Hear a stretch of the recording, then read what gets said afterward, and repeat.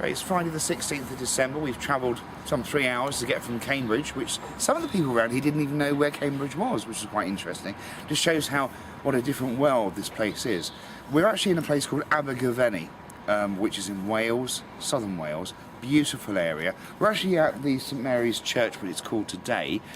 In times past it was called Priory Church, and in particular Abergavenny gets his mark in history, I guess, for being the first town/city to be a fully walled city under Roman control, when the Roman Empire invaded.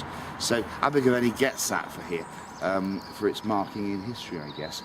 The actual church itself is amazing inside. Sadly, we can't film inside because they've got a concert going on this evening. They've got amps and things being set up.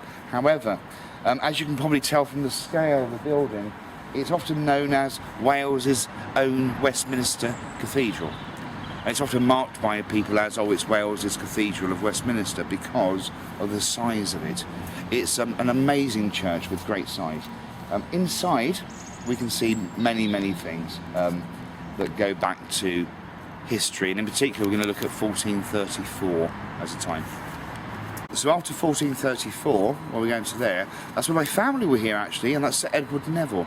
So it's quite amazing to see that inside the church. Now, there's two particular tombs in there that I think are Sir Edward's.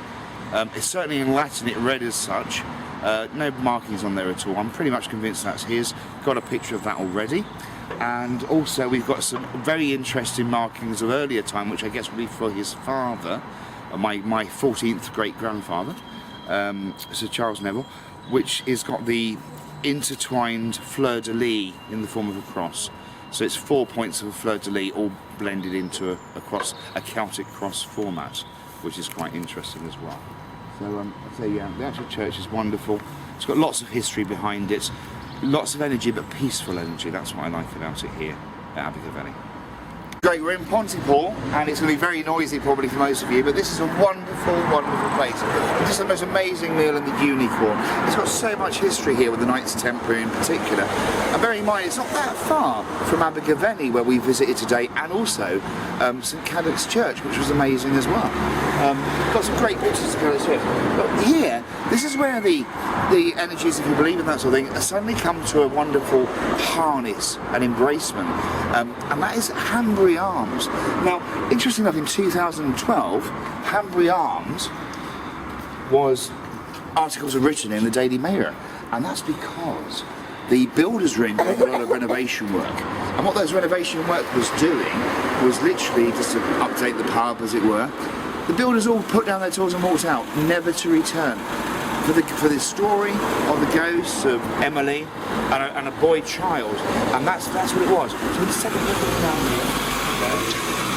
It's a Friday night, very busy, very noisy.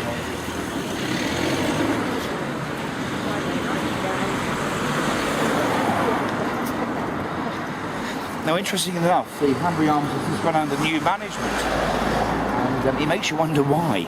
I mean, yeah, for a bunch of guys and builders to go and pack up tools and leave in 2012, which I say the Daily Mirror reported on, now we have new ownership yet again.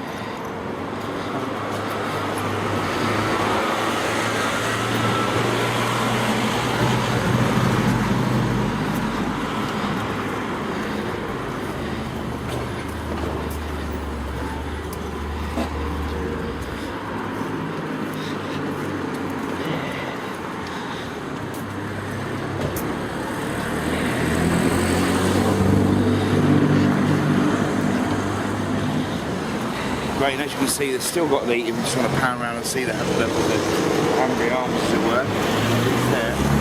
We can still see that the main area is bursting with energy and stuff.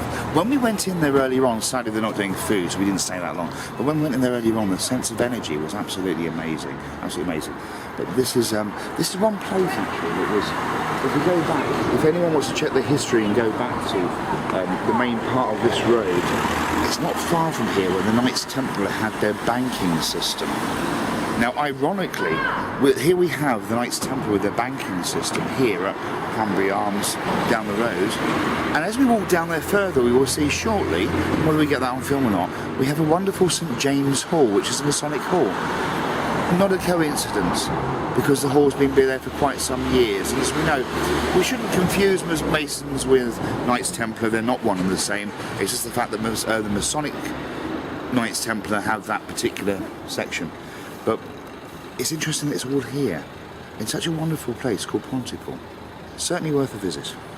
And we just walked down the road here in Pontypool. We're at St James's Hall, certainly Freemasonic. You can see it was built in 1909. It was actually built again on the boundaries and buildings of previous Templar buildings. And if we can look back at the history of this area, you'll see, I say, it's enshrined in Knights Templar.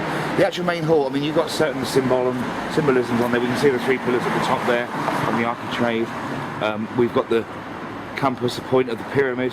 I mean, that's all very, very typical of a Masonic church, a Masonic hall in the period of the 1900s moving forward. So, worth a visit, very interesting to see this here. And so it's got a nice look from the police thinking, what are they doing filming this summer night outside the Masonic hall? Well, we're doing exactly that. Very interesting, worth a visit during the daytime. Certainly worth some more interesting with regards to the aspects of Templarism here in Pontypool. Winding back a bit more in history, we can go back to Roman times again. We know that Abergavenny was a walled city and that's where it got its fame, we know that. We also know that the Romans came through Pontypool as well, through their invasion. So I think on many respects, any historian will tell you that we've got a lot to thank the Romans for in many respects. Perhaps not their raping and pillaging, but certainly for their forward movements in what they do.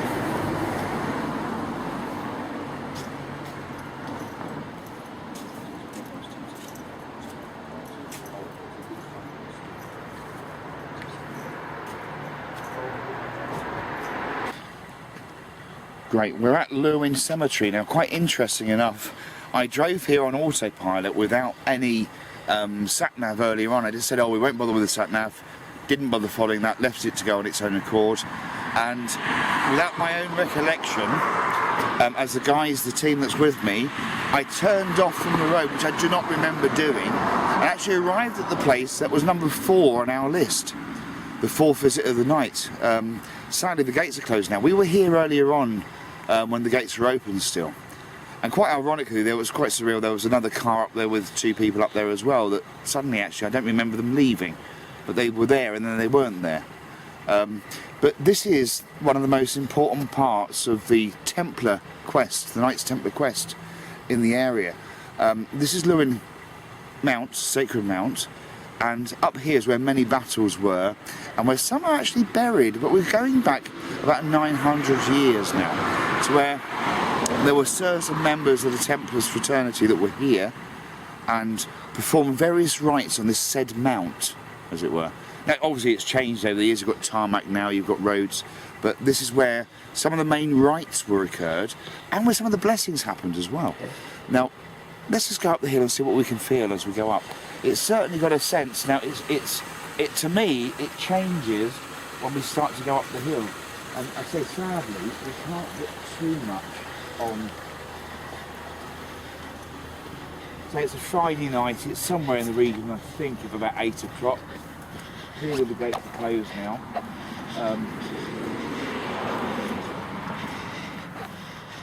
But you just get an immense sense. I don't know whether you're getting that, Simon, are you? Yes. There's an immense sense of feeling that's so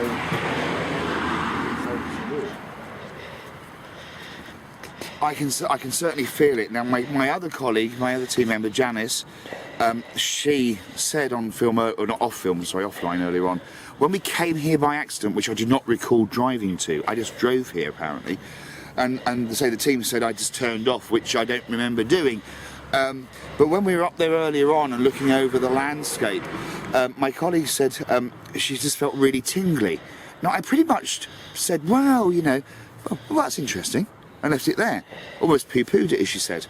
But there's a reason, because we were actually here at the Sacred Mount of Templars, which is so unknown to people in the everyday life, general public. This is so unheard of. And it's such a peaceful place, and it's such a beautiful place at the same time, but so much energy is there. We've got nightfall, we've got some amazing senses. She also felt the urge to get out of the vehicle and felt to want to stand on the ground, which she doesn't normally do. And that was quite interesting as well, that she felt she had to stand on that ground, and she did. Which I'm glad she did, because, as I say, we can see the gates are closed. I certainly get a feeling of sense. I mean, yeah, you can see that they're closed. They're closed here. Apparently at 5 p.m. But I think it was probably closed a bit later today. So we can see the cemetery office here. Are you getting that on the camera there? Yeah. So anyone that wants to come here, Luan Cemetery, Hollybush, Kinbrun, Torfaen, postcode and phone number, that's always quite helpful to have. I just get a wonderful sense. And now I can almost kick myself for not actually getting out and walking around earlier on. Clearly I wasn't meant to. As I say, I don't recall coming here earlier on today, or earlier on this evening. I remember being up on the hill, but I don't remember turning off. So clearly that was meant to happen, and it's, call it coincidence, but this was the 4th visit, as I say, that we should have come to on our quest today, the 4th one on the list, and we actually came here earlier on by default without even realising. Also, can I just say, Yeah. I'm feeling very, very tingly again, and I feel that the energies in the ground are very strong and very powerful, and they're almost throwing you off balance. They're so strong, and it's quite disorientating, but in a good way. But I'm feeling very tingly, and a bit sort of like slightly woozy as well with the energies here. So it's very powerful. I think it's fair to say that all of us, the 4 of us, earlier on today, we all felt quite at peace at the top of that hill, looking over what I called the panoramic view. But it is quite amazing. Imagine 900 years ago, the last events happened here, then dormant for a while. And isn't it suited that they've now allowed it? They've turned it into a cemetery of recent days, but it was a sacred mount. And that makes sense why it's a cemetery, doesn't it? Why they've used it as that. Like an ancient burial mound being used again. Which makes total sense.